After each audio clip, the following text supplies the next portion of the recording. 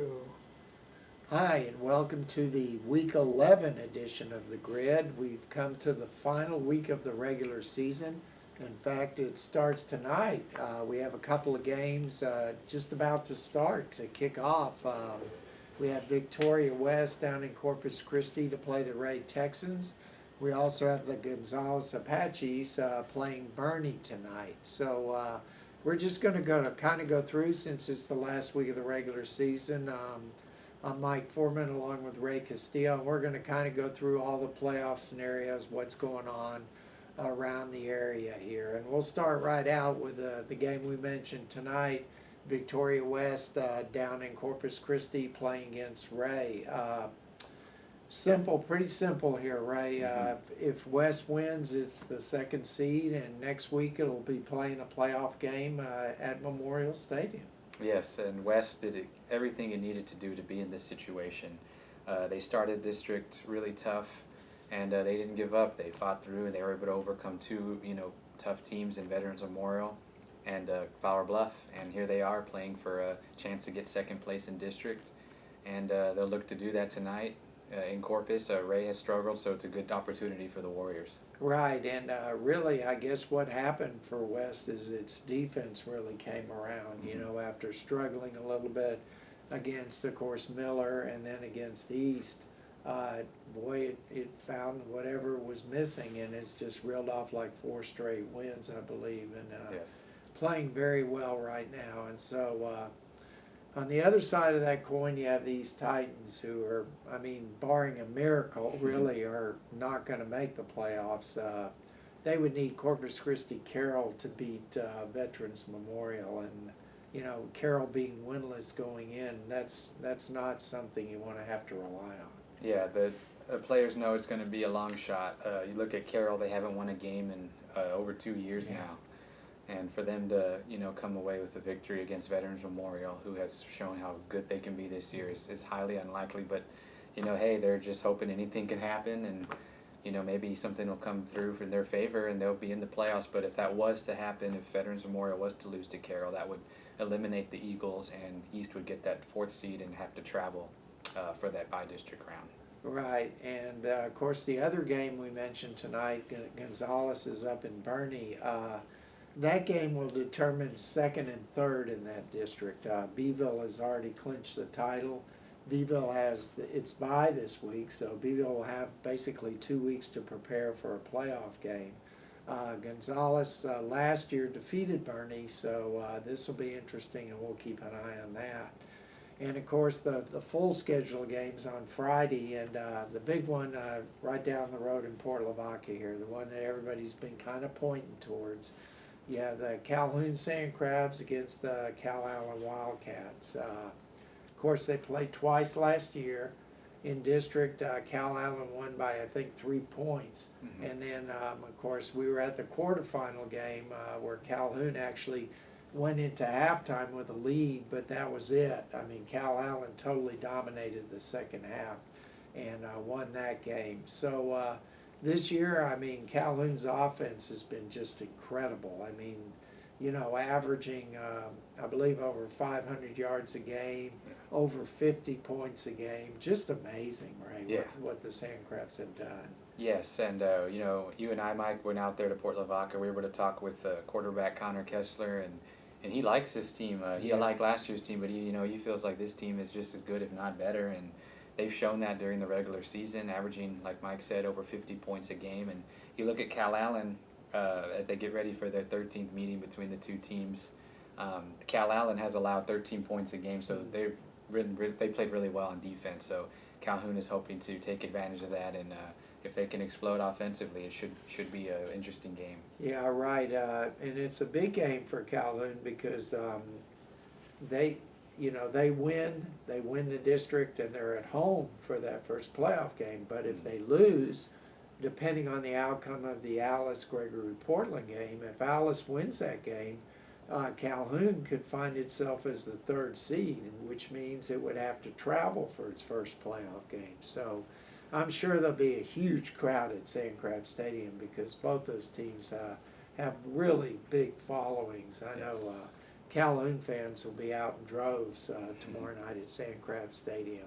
And so that's a good game to keep an eye on right there. Yes. Another big game will be up in Ricebird Stadium in Ocampo. The Ricebirds, boy, you talk about a surprise team. I mean, if you go back and you look at Dave Campbell's Texas football from the beginning of the season, the Ricebirds were picked, I believe, either last or next to last in that district. They weren't even supposed to make the playoffs. Well, lo and behold, here they are. They're playing Colombia at Ricebird Stadium on tomorrow night for second place in district. Just three really good running backs, and the offensive line has done an outstanding job. So Columbia, of course, played East in the season opener and beat East. Yeah. So that should be a good one, don't you think, Ray? Oh, I agree. You look at what Coach Condra and the Ricebirds have been able to do has been, pretty remarkable this season, going up against all odds and fighting for second place in district, and they'll have a chance. I did see Columbia. That was the first game of the season, so a lot has happened since then. But they're a good football team, and Ocampo should be a good one. Yeah, it should. We did want to mention also going on the road tomorrow, St. Joseph Flyers. Mm-hmm. They'll be heading to, I guess, Houston, more or less, Cypress, to play Cypress Christian. Comes down to this, really. The winner's third, the loser's fourth. Third place is a much better playoff route than fourth. I mean, Flyers finished fourth last year. They got Austin Regents right off the bat. Yeah. And apparently that's the way the bracket looks this year. So the Flyers definitely want to get third. I think they would be probably paired up with San Antonio Holy Cross, which is, Holy Cross is a good team, but Austin Regents has just been hammering people. Yes. So it's a big game for the Flyers. They've won 2 in a row. Yeah. Started a little slow in district, but they seem to be gelling together now and getting things going their way. And as you mentioned, Mike, San Antonio Holy Cross, St. Joseph actually scrimmaged them before the season, so they know a little bit about them to set up a potential playoff game. Right, and briefly I want to mention District 13 4A Division I, the Pulaski Sharks. Amazing story there. They've qualified for the playoffs now 2 years in a row, and the last time they did that was in the 1960s. So, and what's really great about this is if Pulaski can defeat Hitchcock tomorrow night, it will go in as the second seed. So that would be a tremendous accomplishment for the Sharks out there.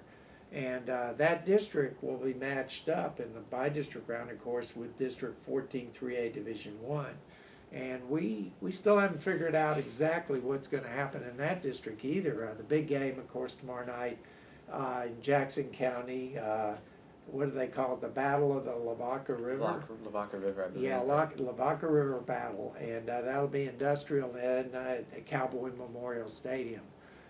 Basically pretty simple for Industrial. Industrial wins, it's the district champion, top seed in the playoff. Mm-hmm. But if Edna wins and Hallettsville defeats Luling, which Hallettsville should, Right. then you're going to have a three-way tie for first between Hallettsville, Edna, and Industrial. Under that scenario, because of the points system, Hallettsville would win out. Hallettsville would be the number 1 seed. And then, from what I've been told, to determine second and third, you go to head-to-head. And, of course, if Edna beats Industrial, Edna would have the advantage. So Industrial could come out of there either as the top seed or the 3rd seed. Right. And then the 4th seed's going to be determined in Yoakum, when Yoakum and Goliad play. I mean, it's amazing. You look at, how different a year can be. Last year, that Yoakum-Goliad game, Goliad won on a field goal in district, and they turn around and play in the regional round, and Yoakum beats them. And then Yoakum goes on, wins the quarterfinal, and goes on to the semifinal. So, still a lot to be determined in District 14 3A Division I. Right, and I saw Hallettsville and Industrial last week, and man, you talk about a good game, just living up to the expectations. Both of those teams battled to the end, and Hallettsville came within a second of potentially winning that game. Of course, that would have tied it, and they would have had to have kicked the extra point to win. But that was a good game, and it just shows you what this district's been about this year. And Hallettsville, they're definitely motivated after that one. Right, and looking down at District 15, 3A Division I, the Karn City Badgers. I mean, man, earlier in the year it looked like they were just all but out. Well, they picked themselves up. They've won 2 straight games, and they finish up district against Universal City Randolph. And it's a simple fact here. If Karn City can somehow win that game, Karn City's going to be in the playoffs as the 3rd seed. They lose, they're out. So, I mean, it's win or else for the Badgers. But I'm sure if you asked Coach Jim Wood, if we gave you a chance on that last week, would you take it? Yeah. I'm sure he would have said, oh yeah, we'll take that any day of the week. And in Class 2A Division II, we have a big one up in Ganado. The Indians playing host to Schulenburg. And of course, Tidehaven will be in Bloomington. That's another game. And basically what it boils down to, East Bernard's already won the district title. But the 2nd seed has yet to be determined. If Schulenburg wins that game, it'll be number 2. However, if Ganado can beat Schulenburg, it's likely Tidehaven will be number 2. Yeah. And Ganado could either fall to 3 or 4. So a lot yet to be determined in that district. And of course, one of the surprise teams, I think, I mean, I don't know if you call them a surprise, but Nixon Smiley, they were 0-10 last year. And Yep. this year they have a chance to make the playoffs. They play Dilley. Dilley's 0-9. Nixon Smiley wins that game. Nixon Smiley will be in the playoffs. And as we move to 2A now, the Shiner Comanches, of course, and the Weimar Wildcats are set as 1-2. But we have Kennedy and Yorktown playing. The Lions, they kind of shook things up last week. They surprised Brazos. So we go into that game where if Yorktown has to win to have a chance to create a 3-way tie with Kennedy and Brazos. I believe you said you spoke to, or someone spoke to John David Caffey, and he thinks they have a chance to win that game. Right. Yeah. Yorktown, they've, that team. You look at what they've been in the past few years. Obviously they struggled a little bit, but they know what it takes to win those big games, and that's for their sake. They're hoping they can come down to it. Yeah, and then looking at, of course, our other 2A Division I district, Refugio's district, the Bobcats have just been annihilating their district opponents. But the fact remains, they haven't clinched anything other than a playoff berth, and they play Three Rivers, and both of those teams are 4-0, and the winner of that game will be the district champion. So Refugio just needs one more game to take care of business before it establishes itself as the top seed. Both Refugio and Three Rivers have come through that district pretty easily. So this will be an interesting game. I mean, we'll have to see how it pans out, but first time Refugio might have to play a little bit in the second half, where it hasn't had to all year. And then, of course, our Fall City Beavers, #1 in the state, they've already wrapped things up. And Runge now, the Yellow Jackets, they will be playing on Saturday night. I'm not a big fan of Dehanis because they play all their games on Saturday night. We always have to wait for that score. But Runge and Dehanis play for 3rd and 4th in that district. And of course, we also have Flatonia and Louise playing this week, but Flatonia's already clinched the top spot.